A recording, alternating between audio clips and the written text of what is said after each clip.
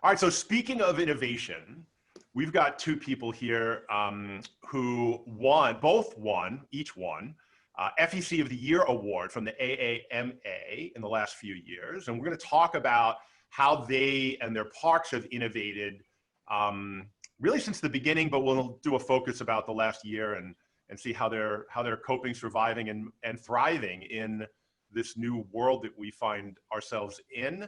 I want to welcome Craig Buster from Coconut Bowl and Elizabeth Rizzuto from Xtreme Action Park. Thanks for joining. Thanks for having us. Thank you, yes. So let's start with Elizabeth. Give us just a quick background. How'd you get in this crazy business, and how do you find yourself here today?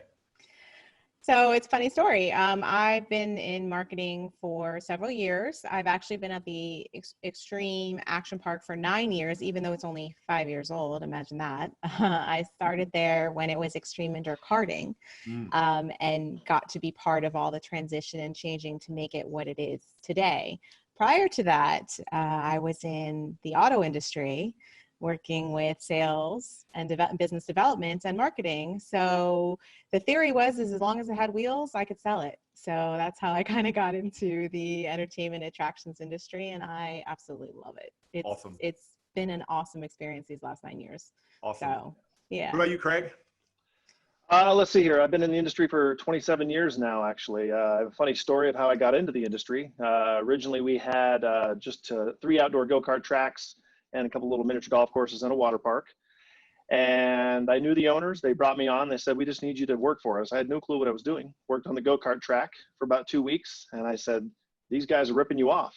And he goes, what do you want to do? I said, I want to fire them and take their job. So I did. I fired my 2 bosses and I took their job, and the rest has been history. And I've just kind of continually moved through the ranks and expanded our facility numerous times. So that's amazing. Sounds familiar. So let's just stick with you for a second, Craig. Tell us a little bit about the park. Like, it started out as both looks like they started out as karting centers and have now exploded into massive FEC operations. How did that happen, and what are they? Well, let's see here. So we started back in actually in 1989. We built the water park that is still with part of our facility today. And then in 91, we built our outdoor miniature golf courses and our outdoor go-kart tracks. And then in 2001, there was a building vacant next to us, and I said it'd be really cool to put in bowling lanes. I knew nothing about bowling. I thought, how hard can that be? It was a lot different than I thought. And now it's become like my jam. I love bowling. I'm heavily involved in that industry. Anyway, we built the original Coconut Bowl, which was about 42,000 square feet, had 20 lanes, like a high velocity interactive play area and some other pieces and parts, and a high-end scale restaurant, which miserably failed. And then we expanded it again in 2008. We added on another 30,000 square feet roughly, and we added on 16 more lanes, moved our interactive play structure and added some more elements, of course, some other attractions. And then in 2018, we expanded. Now we're 125,000 square feet with 9 different attractions: go-karts, laser tag, huge arcade, attached to our outdoor mini golf courses, billiards, 46 lanes of bowling, you know, a couple bars, restaurant, 7D theater, blacklight mini golf, and our high velocity play structure, interactive play structure. I think that's all. Wow. I always miss something. And where's the facility located? Sorry. Oh, I'm sorry. Yeah, I'm sorry about that. Yeah, we're in Sparks, Nevada, which is basically Reno. A lot of people think Reno's near Vegas. It's not. It's an 8-hour drive to the north. Beautiful drive, though. Yeah, through the desert. Now, Elizabeth, I've actually been to your facility several times and watched it explode. Awesome. You know, and take over that massive storage warehouse that it moving storage building it used to be. Talk about why you got there, what it was, and what it's become. Sure, absolutely. So very similar to Craig, we started small. We started as a go-kart track, primarily the only asphalt gas-powered go-kart track indoors in the area. And then we had, of course, a bar and arcade, and then an outdoor small, not even outdoor, it was an outdoor mini golf because it was close to the track. Then we completely revamped the entire, that was all in 90,000 square feet of space. We revamped that 90,000 square feet, lifted the low ceilings, redid all the floors, even modified the track, and we added bowling. We added a ropes course above the arcade area, and we converted the back bar into what is now laser tag room. Just unbelievable. So 90,000 changed, and then 2 years later, we adopted the next store, another 130,000 square feet, and we built this beautiful arena roller skating rink. We have a trampoline park. We have, at one time, we had an auto museum. We have also, like you, XD Dark Ride. We have VR, virtual reality. We have escape rooms and VR escape rooms. Oh my goodness, the Redemption store. I don't know, I know I'm forgetting something. There's so much under one roof, but it's over 200,000 square feet, all indoors. We don't have the outdoor space like you do, Craig, but we have all fully indoors, which is great because it gets hot here in South Florida. Oh my gosh. And it rains. and if it's sunny in the morning, it's raining in the afternoon. So we love it because it's, controlled, and it's a great space. We originally built it up here in a business district because it was built for team building, and it has just grown into corporate team building and family entertainment. It's a beautiful facility. I'm so glad you had a chance to see it. So we're gonna touch on group sales. So I think that's one of the areas that people are struggling with right now in the pandemic, and it's been slow to come back. But before we do that, Craig, I want to hit on something you talked about, which really, I think it's to the heart of innovation. And you said food, and you said you did a high-end restaurant early on that failed. And I think that food and beverage has become entertainment in and of itself in the millennial generation, right? And so it almost now has gone from an experiment or nice to have to it feels like table stakes in our industry. What was your experience with it? What did you learn? And what have you done now to actually, to make it successful?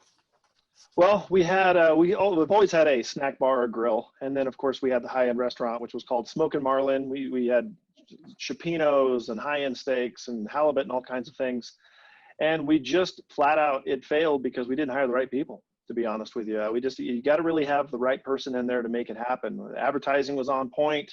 We got everybody there, 2.5 hour wait, first weekend, and service just failed miserably. And we just couldn't recover from that. It was really a challenge to recover from that. Culture is important to us at our company, and they didn't fit our culture too well. So we tried as hard as we could for about a year, lost a lot of money. And then we said, well, let's go to our demographics. So then we opened a place called Spaghetti Joe's. It's a family style restaurant. Serve everything pasta, family style. Figured home run. Failed again. It just didn't work. I think it could be our location. People think I'm going to come to a bowling alley and eat nice food. Reno Sparks isn't as progressive as some of the other cities across the nation. We're a population of 400,000. It just didn't work. So then I went with what we know best, and it's now Blacklight Mini Golf, and it's been crushing it. There's the story of that. You have edible golf balls, Wow. or no. So yeah, we learned that restaurants are a beast. Our grill, our Water Dogs grill, is pretty solid. We do a lot of food, but we've also taken that and we've turned it into, we have a really large catering and buffet program we do here for corporate events. Not right now, but we did before the pandemic, of course. That became very, very strong, and we've constantly updated and upgraded our food quality for sure. Yeah, and Elizabeth, I know you guys have a couple of restaurants there, and then you have that arena, which is like the hybrid. I'll let you describe it, the hybrid skating area / event space. So I know food's a big part of your facility. What's the journey been like, and where are you guys now? What have you learned? Well, we're still in the journey, I'll be honest. So right now, I think we're at where you were at the beginning, Craig. We're in the concession cafeteria style food. We've really just recently got a grill in the back, so we're super excited about that. So we're taking on now our burgers. Our wings have always been a top seller, and of course pizza is just always great there. We also have the bar, full liquor bar. So we are entertaining the idea of going with a higher end restaurant. So it'd be interesting to see how that works now, hearing from you. But it is something that we're trying constantly to develop and make better. I can tell you the food we have now is great. It's working, but we want that extra level because of what you mentioned was the arena, Bob. We've got this space that is roller skating by day, and then by night it becomes an MMA cage, and we do live sporting events. or we do roller derby, or we do private buyout of the space because it's 16,000 square feet of this cool, sleek wood floors and metal accents and lights and mirror balls. So it's a great space. We wanted to offer that fine dining option with the entertainment. So we're actively looking for ways that we can incorporate that into the park. Yeah, cool. So, interesting to hear from you, Craig. Yeah. I'm learning. We'll continue that conversation offline. Yeah, I'm gonna call you later. But yes. So let's stay with the arena for now in the group business, because that's a absolute core pillar of a profitable family entertainment center is group sales. And so talk about pre-pandemic, what percentage of your business was group sales? Start with you, Elizabeth. What's happened to it, and what are you doing now to kind of recover from that, and how are you addressing that challenge? Yes, group sales was definitely a big part of our business. Like I mentioned before, we were built as a go-kart track for team building, corporate events, facility buyouts, and so on. It was a big part of our income. Our weekends always are beautiful with, walk-in traffic, but we still have private parties and events. We have a VIP room that overlooks the track. I mean, we've got lots of great spaces. How it's changed, I think like how everyone else it's changed. Overall our business dropped down to 26% the first month we opened, but we've gradually been increasing. We're at, right now we're trending towards 66% of our business.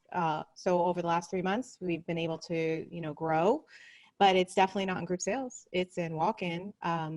But we have ideas about that. We're working on ways to get around that. And I'd love to elaborate more. I don't want to take up too much of this, but, we've had to adjust our hours so that we're open more evening time to kind of cater to the people that are coming out now to attend the park. So we've got this open hour before 2 p.m. We only open 2 to 10. And in that open hour, we have developed kind of a VIP private experience. Ooh, tell me about that. I love VIP stuff. Talk to me. And that's the trend right now, right? So where can I be just with my group? I don't want to be with 700 other people. I'm sorry. Right now, everybody wants to be with their family. If they want to have or celebrate an event, they want to be with just their people. I get it. Absolutely, with what's going on. So by being open later, we can then offer these private experiences, and the park is large enough that I can actually have a bowling party and a skating party and a karting event happen, and they are literally on 3 opposite sides of the park. So they never cross paths, and we can, arrange for them to come in tiers, and they have their own space to work, to play together. So it's really a great idea, and we've sold a few of them, and I really anticipate this growing as we get closer to holiday season. I think at that time, groups might want to get back a little bit into season, and as the events come back and the meetings come back, having the park available during the day for something like this, I think could work really well. I want to stay with this for a second because I want to talk about the how. Like, how are you positioning this in the market? Like, how do you talk about it? How do you sell it? I mean, right now, we're not spending a lot. We don't have a lot of budget for marketing. So this has really become something we're broadcasting through what we have, right? We have our emails, we have our website, we have our social media, and we're getting the word out. We have, I hate to say it, but what we have left of our sales team are making phone calls. I'm going to visit hotels personally to go get the word out for local traffic, but also to talk to them about if any groups come in, that this is an option for those groups. And what do you call it? Like, literally, how do you talk about it? You call it a VIP experience, but is that what you call it, or do you? Yeah, VIP. Yep. And yep. Okay, yeah. Cool. I love that. I love the fact that you've spun it really and positioned it as something exclusive and a benefit instead of a reaction to what's going on with the pandemic and social distancing. It's like, we can give you a really VIP experience, which elevates it. How are you pricing it?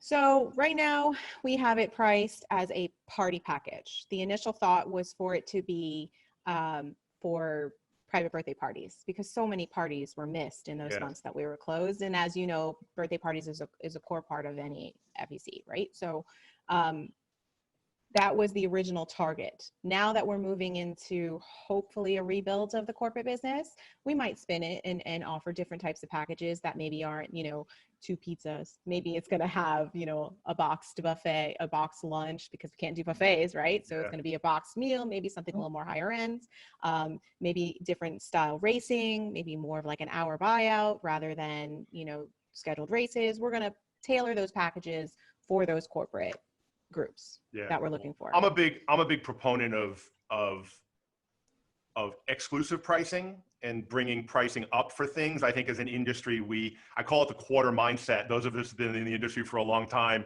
remember the days when we made our money a quarter at a time. And I think we struggle with, you know, looking at our businesses with fresh eyes from a fresh market who pays for exclusive experiences. Like they'll go hot air ballooning or racing a Ferrari around a track and pay $500 an hour, $1,000 an hour for an experience. And so I feel like that's a challenge our industry needs to raise our prices to.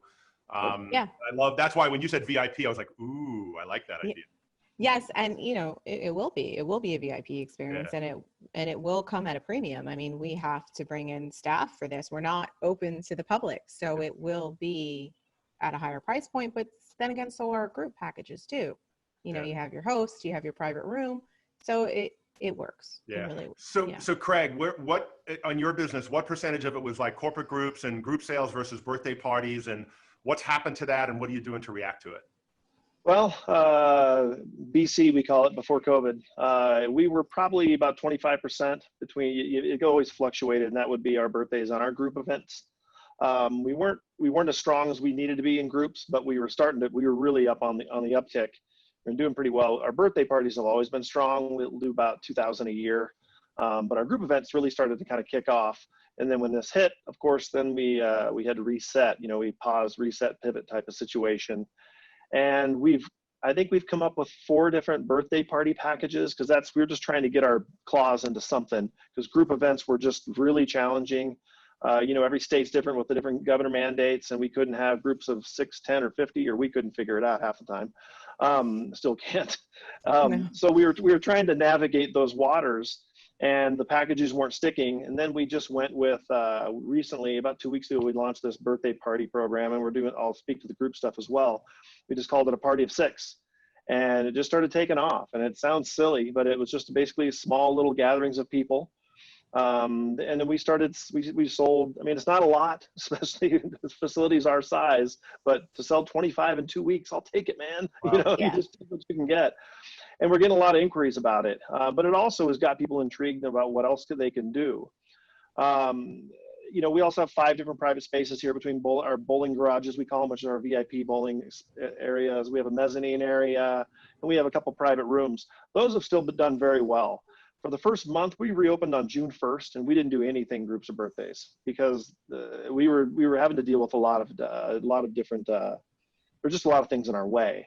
When we first reopened, we reopened at about 75% of our last year, and last year was a record year. Wow. I was thrilled with that. Wow. And then the mask mandate came down, and what the mask was, the guests had to start wearing them too, and we dropped instantly below 50%. And that's kind of where we're lingering. So that's been a challenge for us to get birthdays groups. So we've just been it's been, you know, 1 step forward, 2 steps back type of situation. But our group business, the best thing we've come up with so far, because I just feel like we of course, like Elizabeth, we want to do the same type of thing. We have plenty of space to separate people out and sell the space, but we're just not seeing people wanting it. We kind of dabbled in it, and we went on a fishing expedition, so to speak, and reached out to a lot of our groups that have booked with us for the past years and those contacts, and just said, hey, you looking to do anything for your staff? Are you trying to do, you know, just something to kind of, you know, some feel good type of stuff? And everybody was either dormant, dark, or they were furloughed. There was just a lot of issues like that. So now we're reaching out to grocery stores. They're nice and busy. And we're going to see if that'd be a great group event. And we're basically just going to offer them discounts and just say, hey, look, come show your ID. You work there at whatever grocery store X, and we'll give you discounts for that day. And hopefully that'll start to build, and they'll feel comfortable doing a group event. I think showing people in our industry that we all can run very clean, safe, and healthy facilities is the key. And that's been our struggle. Is I think people, you know, our name is Coconut Bowl. We have many names, you can see behind me. We're a hot mess, but Coconut Bowl is our main name. So people think bowling alley, oh, dirty, don't want to go. When we run an extremely clean facility, like most people do, it's just a misconception within the public. And so I think we have to kind of retrain our guests a little bit. So what are you guys doing in that vein? You know, there's been a lot of approaches to how facilities are communicating their hygiene standards, I guess I'll call it, into the marketplace. What have you guys done? What's worked? What hasn't worked? You want to start, Elizabeth? Yeah. I was going to say, I'm ready when you are. Yeah, you go. Go ahead, Elizabeth. I'm actually quite proud of this. Our team has done a phenomenal job with the cleaning and the sharing of and displaying of it. We made these awesome signage because, you know, our county required lots of signage, right? Their signage, but also we had to publicly post a lot of things. So we made it fun. We made cartoon characters that have safety clean vests and masks, and we put those all around, and we put little reminders at each of the attractions about this is what we're doing to keep you safe, and this is, you know, just a layout of everything. And then we put it on our website, and then we made videos, and then we do video clips and we put them out socially, and it's all resourced right there, you know, live online for anyone to see. Plus when you walk in, it's clear as day to see. And then the best part is, and I see so many places doing this as well, is, you know, our cleaning crew used to hide in the background. I literally put light gray color t-shirts on them so that they would not interrupt your experience at the park. You know, they were always hidden, and they were discreetly cleaning tables or doing stuff. So we've always been clean. I assure you, we clean everything. You have to. There's families, there's kids. You have to clean. And now I put a bright colored vest that says Xtreme Clean Team, and they are forward facing, in your face. If you want an extra cleaning, we even have signs that say, do you want extra cleaning? Ask one of our, you know, clean team members to help you. Yeah. And they will come over there and they will wipe that machine and they will wipe that table, because now it's not clean unless you see it clean. And that's okay. We're doing it right in front of you now. It's fine. We've got cleaning bottles and rags everywhere, which would drive me crazy before, but we're doing it now in front of you because I understand, you know, you want to see that it's been clean. And it's really made such a big difference. They've done an amazing job. You know, there's a clean team member in every department, on every shift. And, you know, just, we do dances, we do TikTok videos. I mean, we do everything we can to show people we're doing it. In fact, our reviews show it, because the feedback has been, you're too clean. We had one complaint, a 1-star review. We're too clean. We're OCD about cleaning. I said, I'll take it. Can you tell your friends? Can you please tell all your friends? Yeah. I would love for you to tell everybody. I love the branding of the clean team, making them visible, putting a special color shirt on them, front and center. I think that's brilliant. Well done. Yeah. Works great. Yeah. How about you, Craig? What's been your best learning around the whole hygiene theater thing? Well, Elizabeth has done a far better job than we have. We're doing very well, and our place is clean, but she's got some great ideas that we might use. I don't know. Anyway. That's why we're doing this, right? Everybody should use them. Best ideas, man. Best ideas. So yeah, signage everywhere, of course. We added a lot of new signage. The mask mandate in Nevada is very challenging. They have what we call the Karen hotline. Hopefully it's okay to say that, but basically our governor created that, and you can just call and complain. Like, if Bob doesn't like me, he can call and say that we're not enforcing masks and we're not clean. They won't come check. They just send you a letter. After a couple letters, it makes things a little challenging for you. It becomes monetary then. But we have signs everywhere when you walk in. We will give you masks. We have tons of masks everywhere. We also have face shields. Our cleaning protocols for every attraction are a little bit different. We don't have our people front and center like that. They're out and about, but we do have somebody wandering the entire facility, constantly cleaning. And they start at the doors. You know, guest experience starts in your parking lot, right? And then it starts at the front doors. So we have somebody wiping off every door handle, and they move to the next door handles and the next door handles, because we have 3 entrances. And then they hit every restrooms, and then they basically repeat. And they do that all day long.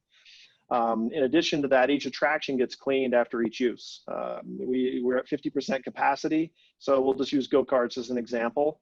So while 10 go-karts are racing, 10 go-karts are being cleaned, and we utilize UV wands and different sanitization sprays.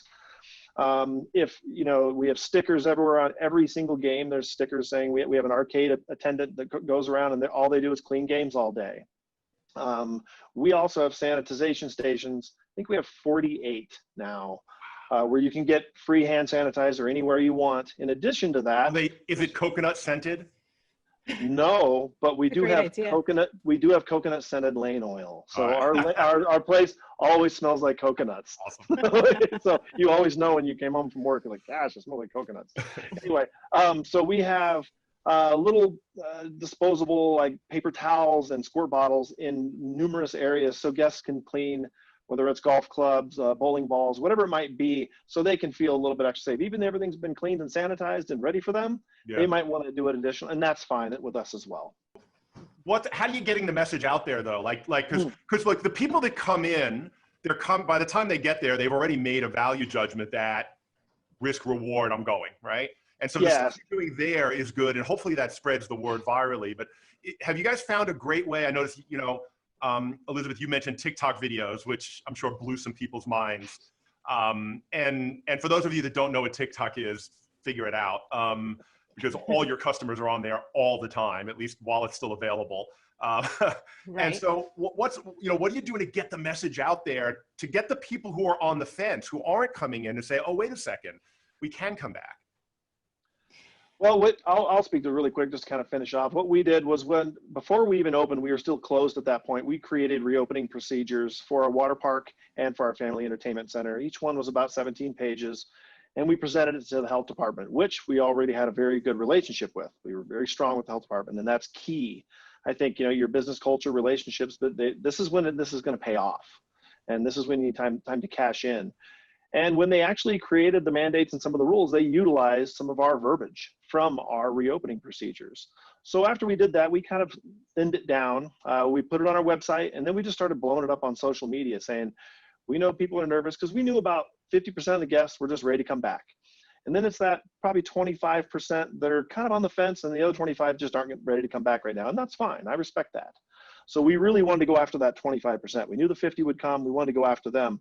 So by just action speaks louder than words. Here's what we're doing. Come on in, and then show. And then, as Elizabeth said, we've had quite a few reviews since then, like, man, these guys are doing a great job. Their cleaning procedures are over the top.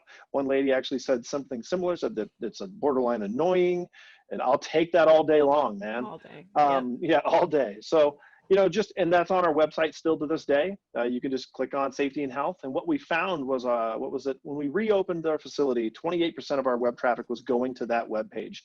Wow. So that shows that people wanted to see that. Yep. And it was just pretty short and sweet. Just, here's the bullet points of what we're doing. If you have any questions, contact us, and we've had pretty good results.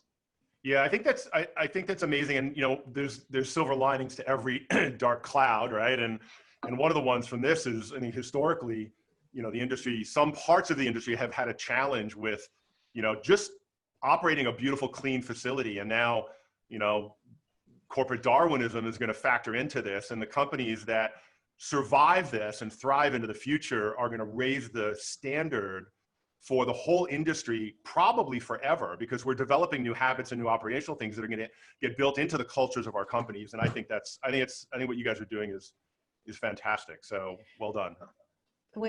Thank you. One thing I've noticed, I was actually on one of these panels, and someone had asked, the things that we're doing, innovation and the way, what do you think is really going to last? What's going to stay? And immediately someone answered, and they said, masks will probably go away. They will. Yep. But the cleaning and the sanitizing, that will stay. And I think that's okay. That's it. I mean, it's always been there, but now it's just more so. And that's not a bad thing that everybody washes their hands more, and So what else? All right, so let's dive into other areas of innovation. And so I want to start here. I think historically in the industry, a lot of innovation has been at the manufacturer supplier level, right? Waiting for new games to come out, or new speed tracking systems for go-karts, or whatever. And so how do you guys view innovation from, like, who's responsible for it? What are you guys doing at the operator level to innovate? And then I want to talk about any collaboration that's happening between the operator and manufacturer supplier relationships that might have changed during you know, this new period that we're in? Who wants to jump into that? Go ahead. Or I'll go. Okay, those were a lot of questions. So let's start with operator innovation, right? Yeah. So I can say prior to COVID or BC, what we did was we had already started developing for a problem that we had previous to this, our self-registration kiosks. As you know, when you have anything like go-karting, there's waivers system involved, and a lot of guests need to fill out these waivers and sign permission and so on. And it just became cumbersome with just so many computers. And then now they have to go to the counter and pay, and they couldn't pay. So we developed and customized with our, believe it or not, our track timing system to create a self-registration and pay kiosk. And we loved them so much, we put 25 of them in the venue.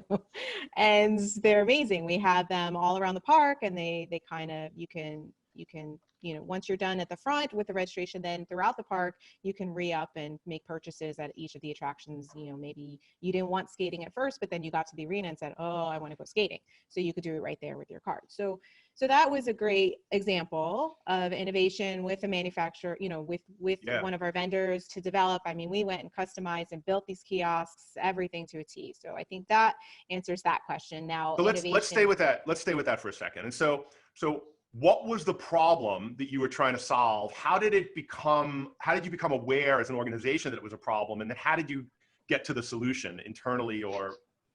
Okay, so there was basically a crowded line at our entrance to these 8 computers, touchscreen computers that we had. That was our original registration system. And it was literally one line out the door to register, and then another queue line in the front to pay and buy what you wanted to buy. I mean, it just became a sea of people in the front of our park, and you know, everybody couldn't wait to get in to get past that point. You know, we don't want. Were you getting complaints? Were you getting complaints and stuff about that too? Oh, of course. Yes. I got to wait 20 minutes here and then another 30 minutes there, and I'm not even in the park yet. And then now there's a 4-hour wait to go-karting. What? Wait, what do you mean? So yeah, we had to figure something out. And like I said, you know, we developed, you know, something that worked, and then we put it everywhere, and it has absolutely helped. And now in this era, during COVID, self-registration and pay, I don't have to talk to anybody. You could just wipe the screen before I use it and wipe it when I'm done. Amazing. So this actually helped us moving forward through this whole kiosk registration system. We have one line, and of course, if you have a problem, our attendants are there to assist you, and you can always go to guest services anytime, or we still have our ticketing station for people that, you know, want to go speak to somebody, of course. What I can say about it is now, so this is interesting. So our park is pay to play, right? There's no admission. So you walk in, and normally guests could walk in and go to the bar and have a drink and watch a game, or they could go straight to the arena and watch people skate. Like, it was open, it was a community center. We didn't really control that. Well, with the new capacity rulings and the changes, how do we control people, right? So we had to funnel them in through the entrance, and we basically funneled them to the kiosk. And now they have to pay to get in, right? We're counting who's coming in, but we're also now talking to them and saying, hi, welcome. Let's wash our hands before we walk in. Don't forget your mask. Oh, what are you doing today? Maybe I can help you. We have these really great packages that you could take advantage of. Let me guide you to a kiosk. And all of a sudden, our per person spend has gone up. We were $25 a person. We're over 50 on some days. Wow. Where people are spending more money. We are getting more reviews because they feel more knowledgeable, because you know, like you asked before, how do they know about all of your cleaning and sanitizing and what you're doing? Well, guess what? We're telling them, hey, this is ours. Let's wash our hands as we come in, and we get all the kids to touch them and try them out and see how they work. And then now you can go to the kiosk and you could pay. But it just basically gives us an opportunity to kind of coach them, train them, guide them. Sounds like a VIP experience. Right? Times 1,000. But yes, over and over. But yes, this is what we're doing to greet our guests, and it's really actually turned out to be something that's working quite well, and we believe will stay. We're going to keep that funnel and have that opportunity to talk to every guest that comes in the door, and actually maybe, you know, let them know, hey, you know, later tonight we've got a DJ at the bar, you know, stop by the bar at 6 So o'clock. the reason right away people are going to be thinking, I can't afford to do that. My labor rate will go through the roof. What's that done? How's that affected your labor? Because my guess is it's come down because your average spend has gone way up. But I want to hear that from you. Yes, you know, so, well, first off, labor, you know, we went from 211 employees down to, we opened the doors with, I want to say, under 50 employees, team members. So, and now we're up to 78 team members. You know, granted, we're at limited capacity, but it's still a fraction of what we've had. So actually having this funnel, one person is there. They stay 6 feet apart. She's got plenty of time, or he's got plenty of time to address each person. We've got 2 by our banks of kiosks that help. So it really, and then less behind the counter because less people are going to the counter. So it kind of evens itself out. Yeah. Like I said, we're fortunate our area can be funneled like that. We have one main entrance, so it's working. But yeah, and then spacing them around, but we're working on a fraction of a team as it is right now. I think we all are. Yeah. I was thinking labor as a percentage of revenue though, on a certain shift. Like when you're, you know, is it gone way up? Is it gone down? Is it stayed about the same? You know? Oh, okay. No, so it's gone down because our revenue's gone up. Yes. Yeah, yes. yeah. Sorry, missed that point. That's right. I should have asked that question. Yeah. So I really appreciate that. Craig, what's your viewpoint, and what on innovation? Where is it happening in your organization, and has any of that happened in coordination with a supplier or vendor or manufacturer? Well, honestly, we're very similar to what Elizabeth is doing. We were already about to launch a new app through our game card system, and we were in the process of doing that, and we're almost there. And basically, you'd be able to load a game card and buy any attraction on that app, and you just come in. You don't even have to talk to anybody. The original intent behind a lot of this was, to be blunt, to minimize labor. Facility like ours, we have 3 different desks, 3 different openings, and I was just trying to bring that down as best we could. Our ultimate goal is for somebody to walk in and you really don't even have to talk to somebody. That's really what our ultimate goal was. Even with bowling, which people think, oh, you can't do that with bowling. Well, I want to do that with bowling. I want people to purchase their lane online. They punch in the shoes they need, and do they need a ball ramp, what size balls, whatever it is. And when they come in, they check in at a kiosk. And we've been trying to work with some of the manufacturers, a little bit of a slow process, especially now. Nobody's spending a lot of money on R&D, but and they could just go right to their lane, and they would go to their lane, their shoes, everything they ordered is there for them. But the game card system app would have been great, or it will be great for us, because people can. There's going to be so much we can do with geo targeting and really, you know, trying to upsell them when they're on site and things like that. And of course, database, you know, utilizing that as best we can. We've also looked into a system that will track our capacities at our doors, everybody in and out. There's a couple different companies that do it within our industry that are really beneficial. It'll also kind of give you some ideas of height ranges, so you'll be able to get some ages and things like that. You just get a better pull, or get a better feel for what your demo is, and it just gives you a real-time demo.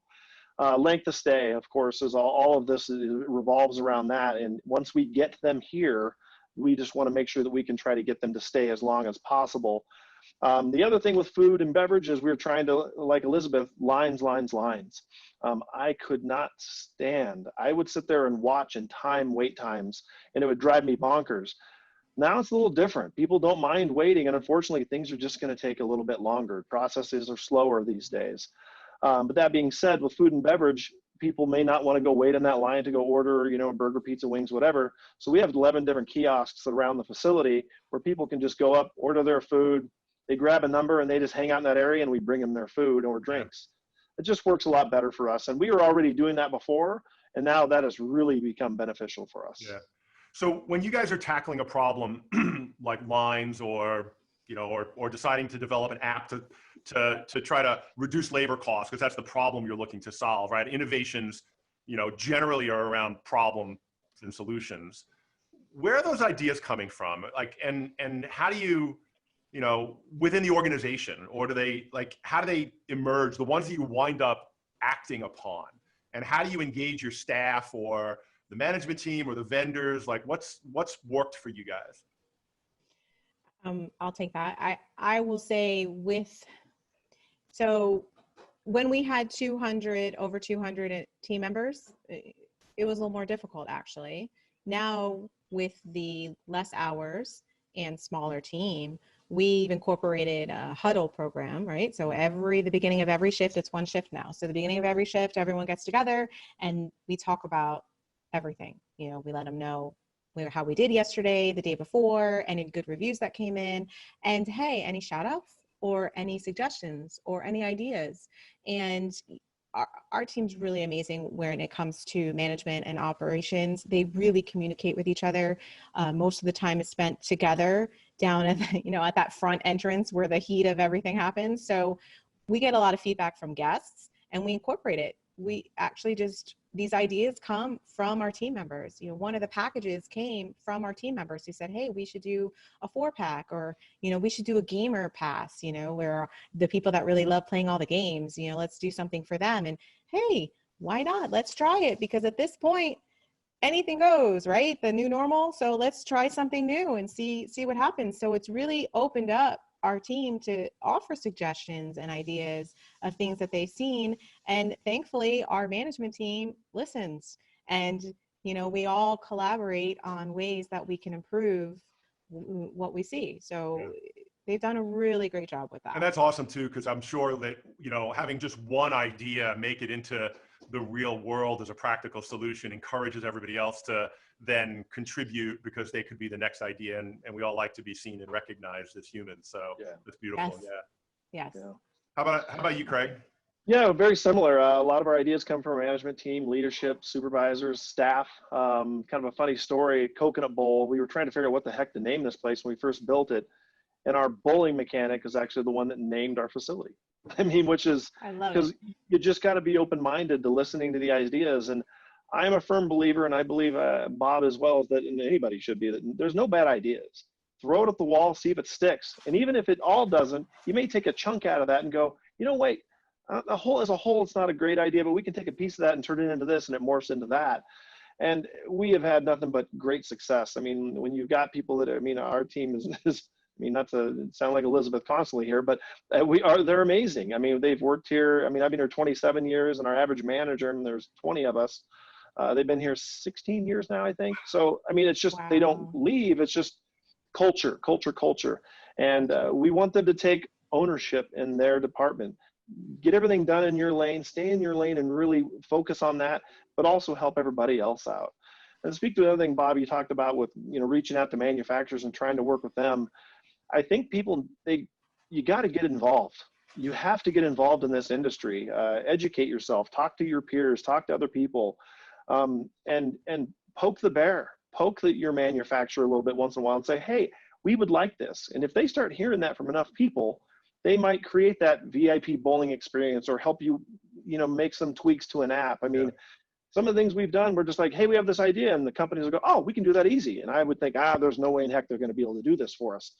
But you can't hurt to ask. And if enough people speak up, most likely the manufacturer is going to say, there's a need for this. We got to do it. I talk to a lot of suppliers in the industry and manufacturers, and one of the things that, you know, nobody's buying anything right now. Right. And so, but they want to stay relevant. They want to stay in the conversation, because when things come back, which they will, you know, I think we're going to see records broken as far as the amount of business done, maybe in 2021, hopefully in 2021 across the board, because of all the pent up demand from both consumers and then operators for new attractions. And, you know, I'm just like, this is the time to be having those conversations. You've got plenty of time. Turn the sales conversations into listening well, sales conversations should be listening conversations, but that's another subject. But, you know, let's have those conversations, and hopefully at this event that's happening, because this is a great event to bring, you know, suppliers together with distributors and operators, and hopefully those things are happening. And if they're not happening after this, you watch this video, let's figure out how to network and communicate and share ideas. So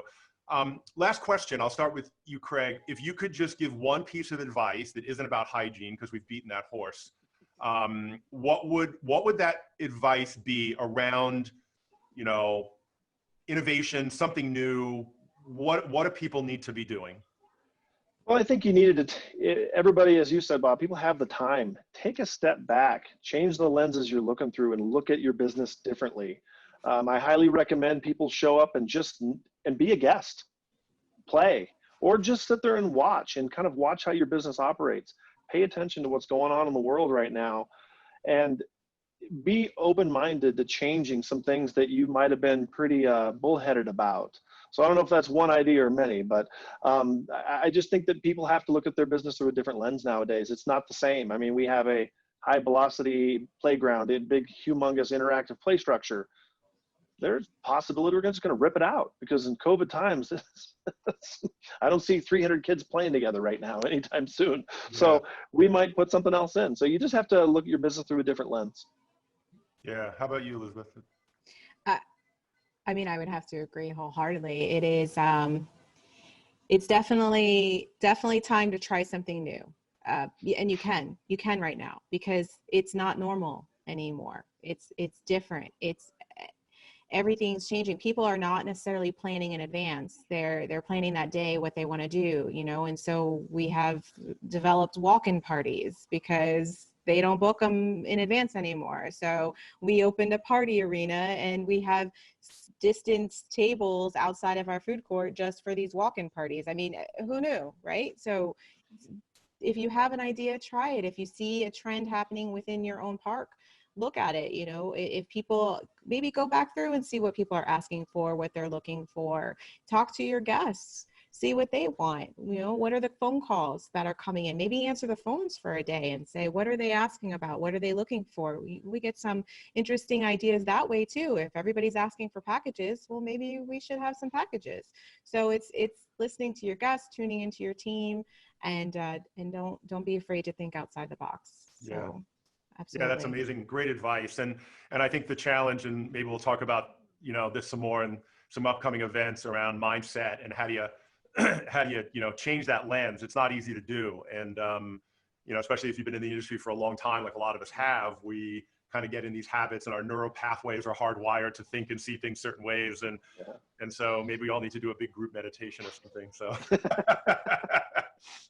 well, I want to thank you both for showing up and participating in this and sharing your ideas so openly. That's one of the things that, you know, I think we all love about this industry is the community and the sharing that happens, and that sense of abundance where, you know, it's not all zero-sum game and I win, you lose. Like, we have to help each other. And I think that's one of the other things that if that wasn't front-facing before COVID, it certainly has come out now where, you know, the FEC and the amusement community is really come together in a way that I find heartwarming, and I look forward to that continuing for the next 20 or 30 years. So, hope so. Yeah. So thanks for showing up.